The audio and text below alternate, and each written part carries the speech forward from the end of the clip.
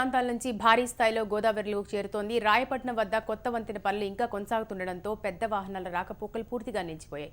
యెల్లంపల్లి back water Dharmapuri Pushkar ghat వరకు చేరడంతో పాత వంతెనపై నీళ్లు నిలిచిపోయాయి. కరీంనగర్, ఆదిలాబాద్ జిల్లాల మధ్య సంబంధాలు తెగిపోయాయి. ఇరువైపులా వందలాది వాహనాలు నిలిచిపోయాయి. అక్కడి నుంచి మరింత సమాచారం మా ప్రతినిధి గోపాలకృష్ణ అందిస్తారు. కరీంనగర్ జిల్లా రాయపట్నం వంతెన సమీపంలో గోదారమ్మ పరవలు తొక్కుతోంది. ఎల్లంపల్లి బ్యాక్ వాటర్ ధర్మపురి పుష్కర ఘాట్ వరకు చేరుకోవడంతో రాయపట్నం పురాతన వంతెన పూర్తిగా మునిగిపోయిందని చెప్పాలి. ప్రస్తుతం ఇప్పటి వరకు కూడా ఈ వంతెనపైనే ఆదిలాబాద్, కరీంనగర్ జిల్లాల మధ్య రాకపోకలు సాగుతూ ఉండేవి. ఈ వంతెన దాటిన తర్వాత ఆదిలాబాద్ జిల్లా అంటే కరీంనగర్, ఆదిలాబాద్ జిల్లాలకు వంతెన ఇది వారధిగా ఉండేది. ప్రస్తుతం ఈ వంతెన పైన మనం చూస్తున్నాం గోదారమ్మ పూర్తిగా పరవళ్ళు తొక్కుతున్న పరిస్థితి. నీళ్ళన్నీ కూడా నిండిపోయాయి. అంటే ఎల్లంపల్లి బ్యాక్ వాటర్ పూర్తిగా సమీపంలో ఉన్నటువంటి ధర్మపురి పుష్కర ఘాట్ వరకు చేరుకోవడంతో నీళ్ళన్నీ కూడా ఇక్కడే నిలిచిపోయాయని చెప్పొచ్చు. ఆ పైన కురుస్తున్నటువంటి వర్షాలకు కడెం ప్రాజెక్టుకు భారీ ఎత్తున నీళ్లు చేరుకుంటున్నాయి. దీంతో అక్కడ విడిచిన గేట్ల ద్వారా వచ్చినటువంటి వరద పూర్తిగా ఎల్లంపల్లి బ్యారేజ్ చేరుతుంది.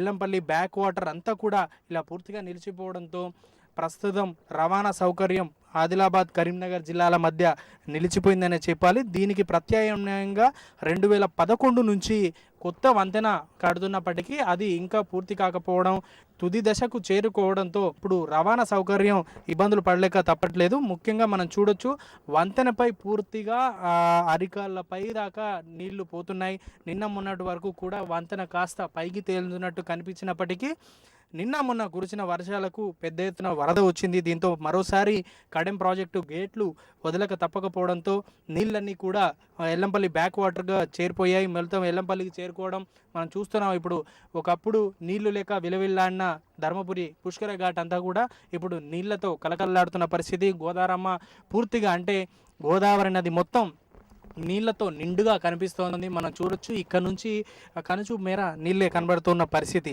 మరోవైపు ఎల్లంపల్లి గేట్లు కూడా ఇప్పటికప్పుడే తెరిచే అవకాశం కూడా లేకపోలేదు.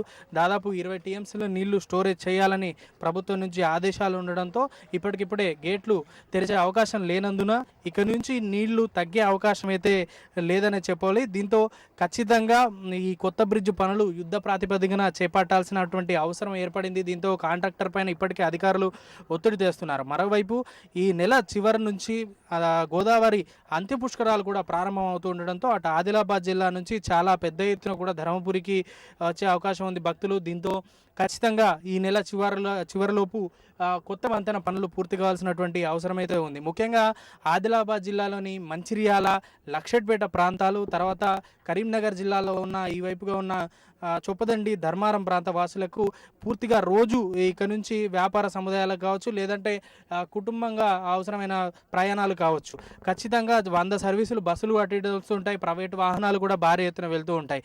వంతెన ఒకసారిగా మునిగిపోవడం దాదాపుగా అంటే కొన్ని రోజులుగా ఈ వంతెన పైన అరకొరగానే రవాణా సౌకర్యం కొనసాగుతూ ఉండడంతో కాస్త ఇబ్బందులు పడలేక తప్పలేదు. ప్రస్తుతం పూర్తిగా వంతెనపై పూర్తిగా నీళ్లు రావడంతో పూర్తిగా రవాణా సౌకర్యం నిలిపివేశారు. దీంతో చాలా వరకు వ్యాపారాలకు కూడా నష్టం వాటిల్లిందని చెప్పొచ్చు. కొత్త బ్రిడ్జ్ పనులు యుద్ధ ప్రాతిపదికన చేపట్టి ఈ నెల చివరిలోపు పూర్తి చేస్తే తప్ప రవాణా సౌకర్యం మెరుగుపడే అవకాశాలు అయితే కనిపించడం లేదని చెప్పొచ్చు. కెమెరామెన్ రవితో గోపాలకృష్ణ, హెచ్ఎం టీవీ, కరీంనగర్ జిల్లా రాయపట్నం నుంచి.